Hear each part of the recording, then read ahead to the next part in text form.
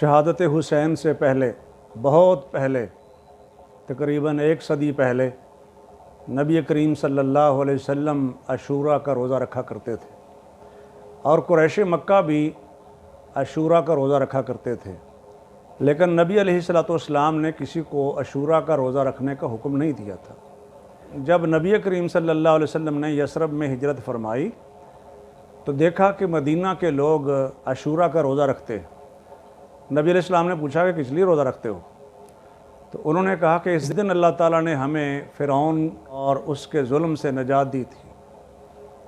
تو حضرت موسیٰ علیہ السلام شکرانے کے طور پر روزہ رکھتے تھے۔ نبی کریم صلی اللہ علیہ وسلم نے فرمایا نحن احق بموسیٰ،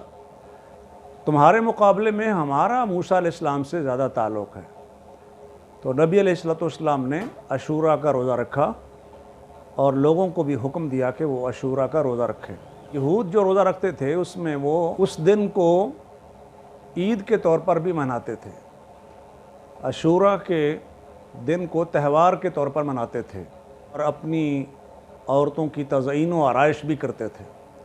لیکن نبی کریم صلی اللہ علیہ وسلم نے فرمایا فصوموہ انتم، تم بس اس کا روزہ ہی رکھو، یعنی اس طریقے سے مسلمانوں کا یہودیوں سے فرق ہو جائے گا۔ پھر جب 2 ہجری میں رمضان المبارک کے روزے فرض ہوئے، اللہ تعالیٰ کا ارشاد آ گیا یا ایھا الذین آمنوا کتب علیکم الصیام کما کتب علی الذین من قبلکم لعلکم تتقون۔ تو نبی کریم صلی اللہ علیہ وسلم نے فرمایا جو چاہے عاشوراء کا روزہ رکھے اور جو چاہے نہ رکھے۔ مطلب یہ تھا کہ عاشوراء کے روزے کی فرضیت ساقط ہو گئی ہے، لیکن اس کا اجر و ثواب باقی ہے۔ نبی علیہ السلام نے اپنی زندگی کے آخری مہینوں میں یہ بات فرمائی لَإِن بَقِيتُ إِلَىٰ قَابِلٍ لَأَصُومَنَّ التَّاسِعَ، اگر میں آئندہ سال زندہ رہا تو ضرور 9 تاریخ کا بھی روزہ رکھوں گا۔ دوسری روایت میں یہ ہے فَإِذَا كَانَ الْعَامُ الْمُقْبِلُ إِن شاء اللَّهُ صُمْنَا الْيَوْمَ التَّاسِعَ، جب اگلا سال آئے گا تو انشاءاللہ ہم 9 تاریخ کا بھی روزہ رکھیں گے۔ یہاں بعض حضرات کہتے ہیں کہ آپ نے یہ تو نہیں فرمایا کہ 9 تاریخ کا بھی روزہ رکھوں گا، تو ہم عرض کرتے ہیں کہ آپ نے یہ بھی تو نہیں فرمایا کہ 9 تاریخ کا ہی روزہ رکھوں گا، جبکہ دوسری روایات سے اس معنی کو تقویت ملتی ہے کہ اس کا مطلب یہ تھا کہ 9 تاریخ کا بھی روزہ رکھوں گا، اس لیے کہ 10 کا تو پہلے سے موجود ہے، اور جو فضیلت ہے وہ بھی عاشوراء یعنی 10 محرم کے روزے کی ہے۔ اور دوسری اہم بات یہ ہے کہ حضرت عبداللہ بن عباس رضی اللہ تعالی عنہما جو اس حدیث کے راوی ہیں، وہ خود بیان فرماتے ہیں صوم التاسع والعاشر وخالف الیہود، 9 اور 10 کا روزہ رکھو اور یہودیوں کی مخالفت کرو۔ تو یہاں یہ صراحت ہو گئی کہ 10 کے ساتھ 9 کو شامل کیا جا رہا ہے، یہ نہیں ہے کہ صرف 9 کا روزہ رکھنے کی بات کی گئی ہے۔ تو خیر 10 کا روزہ رکھنا نبی علیہ السلام کا عمل ہے، اور 10 کے ساتھ 9 کو شامل کرنا یہ نبی علیہ السلام کی خواہش تھی، تمنا تھی۔ تو خیر آئندہ سال آنے سے پہلے ہی نبی علیہ السلام کی وفات ہو گئی، لیکن آپ کی چاہت یہ تھی کہ 9 کا روزہ بھی ساتھ شامل کیا جائے۔ اگر کوئی 9 کا نہیں رکھ سکا تو 10 کے ساتھ 11 کو شامل کر لے، اس طرح بھی یہودیوں سے مشابہت ختم ہو جائے گی۔ اب یہ بات تو واضح ہو گئی کہ عاشوراء کا روزہ کئی ادوار سے گزرا ہے، بلکہ بعض روایات میں تو یہ ملتا ہے کہ اس سے پہلے سے بھی یہ موجود تھا۔ تو اس کا مطلب یہ ہوا کہ اس کا حضرت امام حسین رضی اللہ تعالیٰ عنہ کی شہادت سے دور دور کا بھی تعلق نہیں ہے، اس لیے کہ حضرت امام حسین رضی اللہ تعالیٰ عنہ کی شہادت سے آدھی صدی پہلے دین مکمل ہو چکا تھا، تو اس مکمل دین میں یہ روزہ موجود ہے۔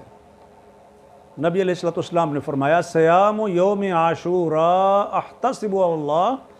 ان یکفر السنۃ التی قبلہ، عاشوراء کا روزہ اس کے بارے میں مجھے اللہ سے امید ہے کہ یہ سابقہ 1 سال کے گناہوں کا کفارہ ہے۔ دوسری روایت میں ہے یکفر السنۃ الماضیہ، گزشتہ 1 سال کے گناہوں کا کفارہ ہے یہ عاشوراء کا روزہ۔ اور یہ کہنا کہ حضرت امام حسین رضی اللہ تعالیٰ عنہ کی شہادت کا جو غم ہے اس سے توجہ ہٹانے کے لیے یہ روزہ رکھنے کا حکم دیا گیا، تو اس کا حقیقت سے کوئی تعلق نہیں ہے۔ خود سیدنا علی رضی اللہ تعالیٰ عنہ فرماتے ہیں کہ عاشوراء کا روزہ رکھا کرو اور اس کے ساتھ 9 کو بھی شامل کر لو، اس سے 1 سال کے گناہ معاف ہوتے ہیں۔ اور سیدنا ابو الحسن رضی اللہ تعالیٰ عنہ فرماتے ہیں کہ یہ روزہ نبی کریم صلی اللہ علیہ وسلم بھی رکھا کرتے تھے، بلکہ سیدنا علی رضی اللہ تعالیٰ عنہ نے تو یہاں تک فرمایا کہ اگر کسی شخص کو اس دن کا علم نہ ہو،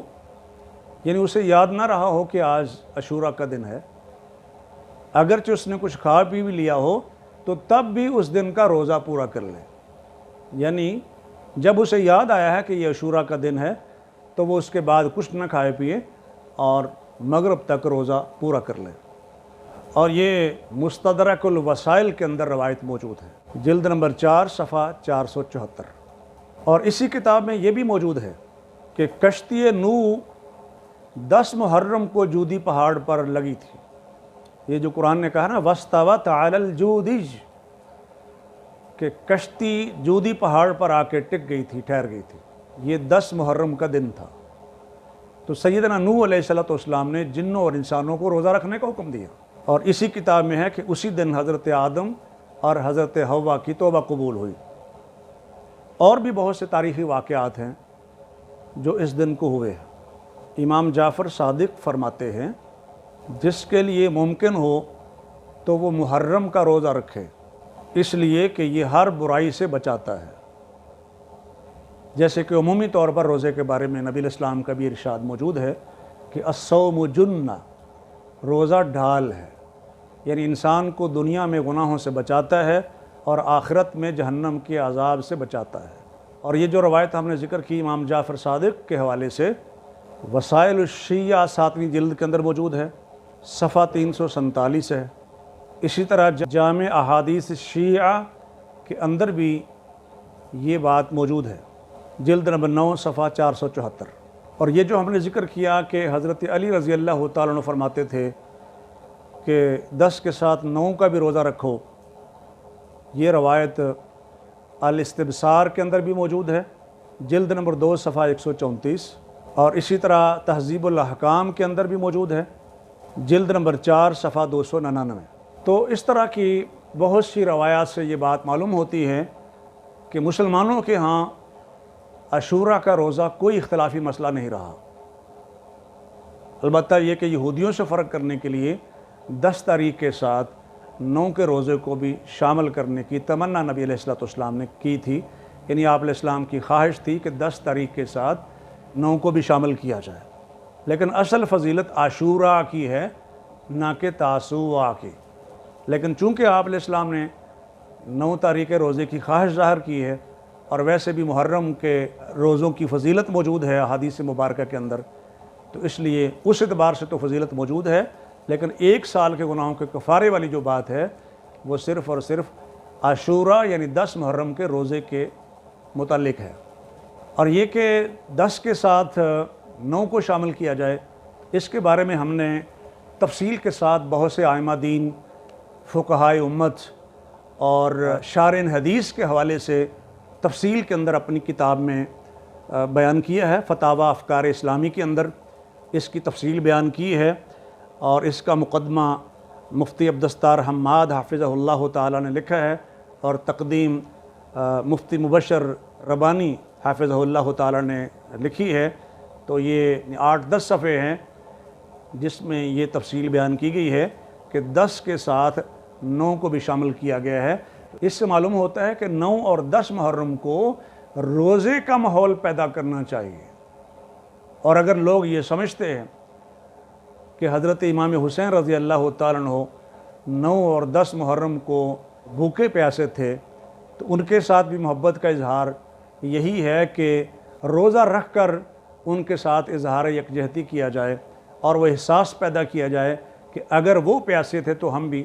روزے کی حالت میں ہیں، نہ یہ کہ لوگوں کو پکڑ پکڑ کر سبیلوں سے پانی پلایا جائے اور روک روک کر ان کو کہا جائے کہ پانی پیو، جس سے یہ معلوم ہو کہ مسلمانوں نے روزہ نہیں رکھا ہوا اور روزے کے ماحول کے یکسر خلاف عمل کیا جا رہا ہے۔